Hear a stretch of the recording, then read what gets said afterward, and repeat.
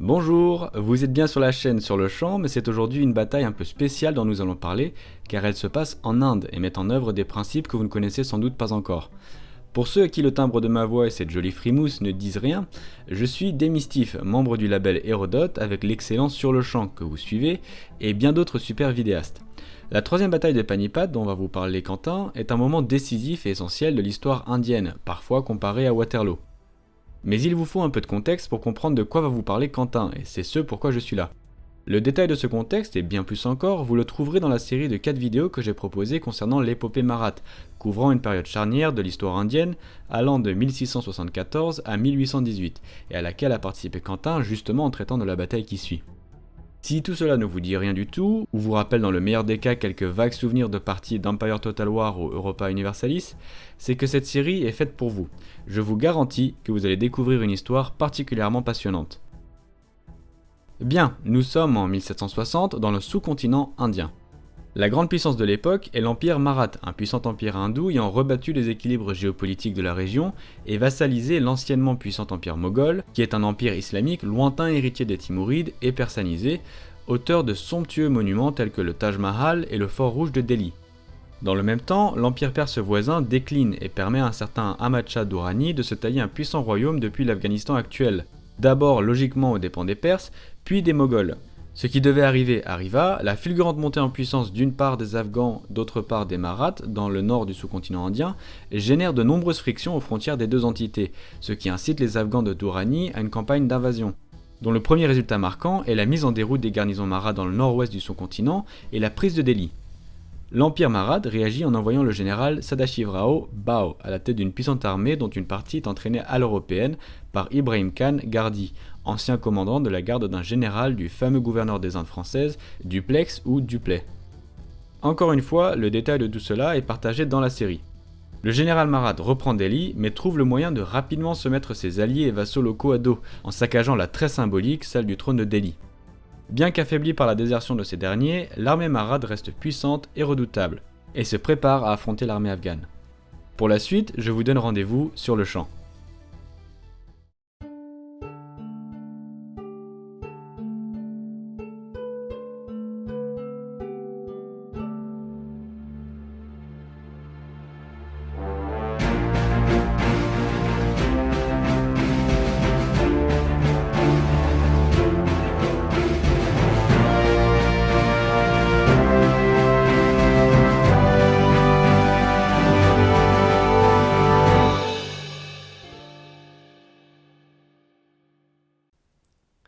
Coucou. Après la prise de Delhi, les Marathes font montre d'un certain empressement et poussent plus leur avantage vers le nord. Cela ne leur réussit pas trop mal puisqu'ils finissent par prendre la forteresse de Kunjapara. Ce mouvement n'est pas vraiment dans les habitudes stratégiques des Marathes. En effet, ces derniers sont plutôt adeptes de la guerre indirecte, notamment à travers leur fameux Ganami Kava. Certes, nous n'avons pas envie de faire s'éterniser l'analyse de cette bataille, mais il faut bien lui reconnaître un certain nombre de leçons qui, pour être bien comprises, demandent aux Européens que nous sommes quelques éléments culturels. Aussi, je me permets une petite pause pour comparer les attitudes des deux camps et leur histoire militaire. Du côté des Marathes, l'armée est en pleine conversion, avec des résultats plus que discutables puisque leur art de la guerre traditionnelle se combine mal avec la volonté de leurs grands commandants de l'époque, comme Ibrahim Khan Gardi ou Sadashivrao Bhau. En effet, ces derniers sont alors fascinés par les combats à l'européenne dont ils ont pu être témoins durant les affrontements entre Anglais et Français durant la guerre de 7 ans qui fait alors encore rage en Inde. Résultat, les Marathes cherchent à créer une infanterie de ligne, entraînée, professionnelle, capable de mener des batailles rangées, ainsi qu'une artillerie lourde et massive. C'est d'ailleurs par un Français, le marquis de Bussy-Castelnau, que cette modernisation s'opérera. Cependant, changer l'art de la guerre d'une armée ne se fait pas en un jour. Et dans notre cas, on se retrouve avec une infanterie de ligne et une artillerie lourde qui côtoient une armée marathe beaucoup plus traditionnelle, rompue à l'art du Ganami Kava. Ce fameux Ganami Kava est une doctrine tactico-stratégique entre guerre d'attrition, petite guerre basée sur le mouvement et combat sporadique en cas d'avantage très marqué. Au-delà du schéma fort classique de la guérilla, le Ganami Kava porte l'art de la petite guerre à un niveau bien supérieur en parvenant, malgré sa décentralisation, à maintenir un nombre d'hommes assez conséquent dans ses opérations. Dans l'ensemble, C'est un art de la guerre basé sur la patience, la connaissance du terrain, l'opportunisme et bien entendu la mobilité.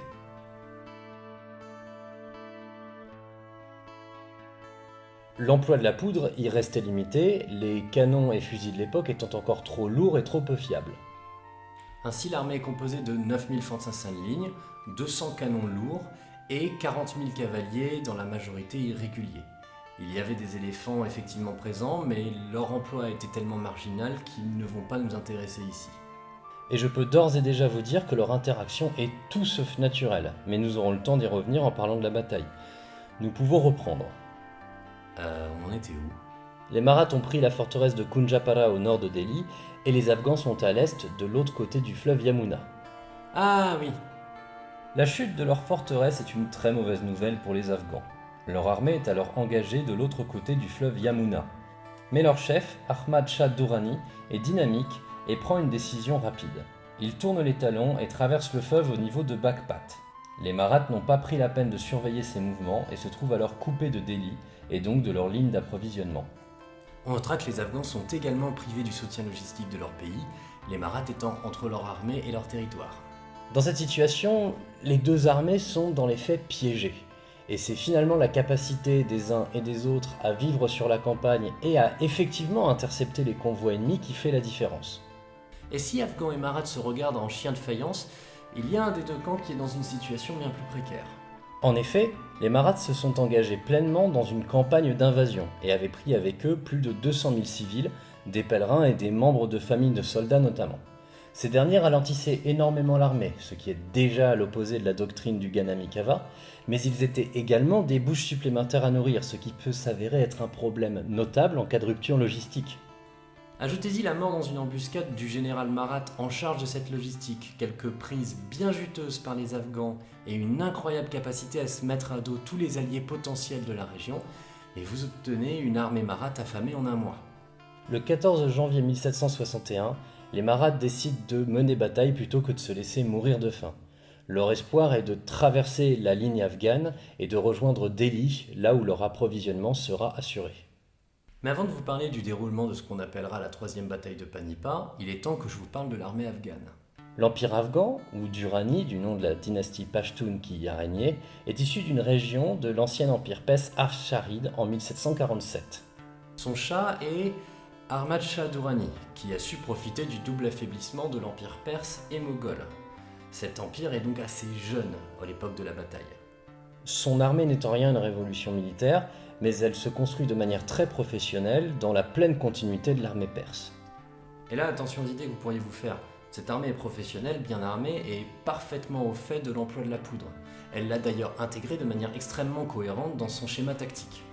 Ainsi, leur infanterie est armée de mousquets modernes, notamment leurs troupes d'élite avec leur Jezaïr, ancêtre du fusil de Jezail, plus précis et de meilleure portée que les fusils européens, mais plus long à recharger.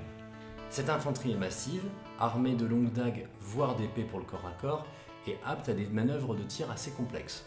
La cavalerie est de son côté le corps réservé à la noblesse, mais n'est pas forcément lourde. Elle a en réalité un emploi tactique particulièrement large. Charge, combat au corps à corps, harcèlement, elle intègre également deux notions qui sont très utiles. D'un côté, la possibilité de descendre de cheval pour former une infanterie lourde mais mobile capable d'intervenir sur les points chauds, et de l'autre une cavalerie armée de mousquets pour harceler et perturber les formations adverses de loin. Enfin, et à l'opposé des Maraths, les Afghans optent pour une artillerie particulièrement légère et mobile. Leur canon caractéristique leur vient des Perses, c'est le Zamburak. C'est un canon léger à dos de chameau, capable d'opérer rapidement et au tir antipersonnel. Quand je parle d'intégration tactique, c'est bien parce que l'armée afghane est au fait de l'emploi de chacun de ces éléments. Si elle n'a aucune capacité, ou presque, de tir à longue portée, elle a une puissance de feu démesurée à courte portée. Bref, pour la bataille, on compte 41 000 cavaliers, 30 000 fantassins plus 10 000 en réserve et 130 canons, majoritairement des Zamburak et quelques canons de campagne un peu plus lourds. L'avantage est donc clairement du côté afghan. Et le jour de la bataille, on sent dès le début toute l'ambiguïté que les Maraths ont envers leur tactique. S'ils se déploient sur une échelle très large, ce qui avantage leur cavalerie massive et propre au harcèlement, ils vont mener la bataille sur un front de 12 km. En Europe, se déployer sur plus de 10 km à l'époque était considéré carrément comme une hérésie. Dans le même temps, ils veulent employer à plein régime leur artillerie lourde, ce qui fixe une bonne partie de leur déploiement et les rend beaucoup plus fixes. En somme, leur déploiement est assez classique avec un centre et 2 ailes, mais il est légèrement déséquilibré et il est notablement privé de réserve, donc de capacité de réaction. À gauche, les 9000 fantassins soutenus par 40 canons et 8000 cavaliers. À droite, 5000 cavaliers. Le reste de la cavalerie se déploie en croissant vers l'adversaire et forme le centre. Le reste de l'artillerie est placé sur l'ensemble de la ligne devant la cavalerie, avec quelques piquets pour les protéger. La cavalerie est donc contrainte d'attendre avant d'engager le combat, ce à quoi elle n'est pas habituée. Les Afghans, en face, se déploient comme ils en ont l'habitude. 2 ailes de cavalerie soutenues vers leur centre par des corps interarmes, infanterie, artillerie et cavalerie plus massive, notamment sur leur gauche. Les 2 parties sont liées par une infanterie classique. Enfin, notons qu'ils gardent en réserve pas moins de 10 000 fantassins, 2000 cavaliers et plusieurs ambouraks. En privilégiant leur artillerie, les Maraths font le pari d'une plus grande puissance de feu à longue portée, mais fixent leurs troupes. Et en se déployant sur une échelle très large, ils donnent un avantage plutôt à leur cavalerie. Bref, ils ne prennent pas de décision tactique claire. La 3e bataille de Panipat s'engage à 9 h du matin et est assez complexe dans ses allées et venues. C'est la gauche Marathe qui prend l'initiative. Sa cavalerie n'en fait qu'à sa tête et est écrasée.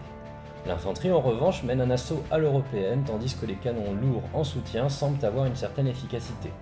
Cependant, les Afghans reprennent pied, notamment grâce à la plus grande qualité de leurs fusils. Contrairement aux idées reçues, les fusils afghans étaient de meilleure qualité que les fusils réservés aux infanteries à l'européenne. En effet, ces derniers trouvaient leur véritable force dans les doctrines de feu, par exemple les volets, ou dans une plus grande capacité manœuvrière et une très grande discipline. Mais là, les Maraths n'ont pas l'expérience nécessaire. Les Afghans ont donc au long terme un avantage, d'autant plus que leur canon léger leur donne un soutien supplémentaire au contact. Vers midi, la gauche Marath commence à être encerclée. Privée de sa cavalerie en soutien, elle s'isole de plus en plus. Bao décide alors de lancer une charge de cavalerie massive sur le centre gauche afghan. Le combat est féroce, mais les troupes d'Urani flanchent et une faille apparaît dans leur centre. Cette charge est un succès net qui ouvre les portes de la victoire aux Maraths. Mais elle a 3 inconvénients. Le général Bao n'a plus de prise sur la bataille car il est au combat avec le centre adverse. Toutes ses troupes sont engagées. De plus, son artillerie est obligée de se taire car ayant des troupes alliées au contact des Afghans. Ces derniers en revanche ont encore une réserve. Abdali Khan Durrani étant resté en retrait, il observe la faille dans son centre et parvient à tenir informées toutes les parties de son armée tandis qu'il s'élance dans la bataille avec sa réserve. L'arrivée de troupes fraîches est décisive.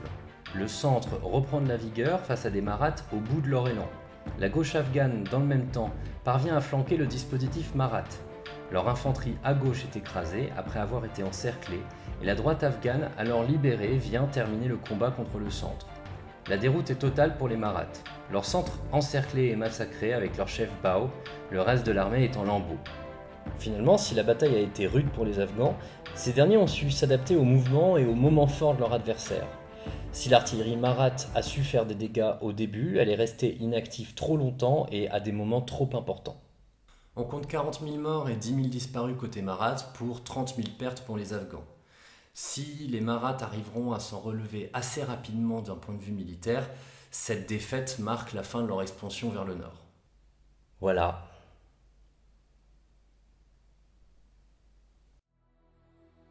Les conséquences de la bataille sont elles aussi loin d'être classiques. Contrairement à Waterloo, qui ouvre la porte à la campagne de France, la victoire des Afghans à la 3e bataille de Panipat ne leur permet pas d'aller plus avant. De fait, comme le disait Quentin, les combats ont été particulièrement rudes pour eux aussi, et ils n'ont physiquement plus vraiment les moyens de poursuivre la campagne, d'autant plus que des troubles se déclarent sur leurs arrières, notamment causés par les Sikhs.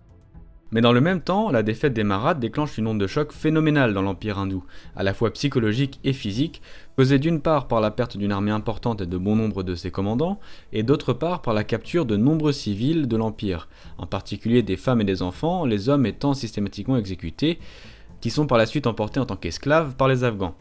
De fait, cette bataille donne encore aujourd'hui lieu à une expression en langue marathi, équivalent à notre expression concernant la Bérésina, décrivant un échec d'ampleur.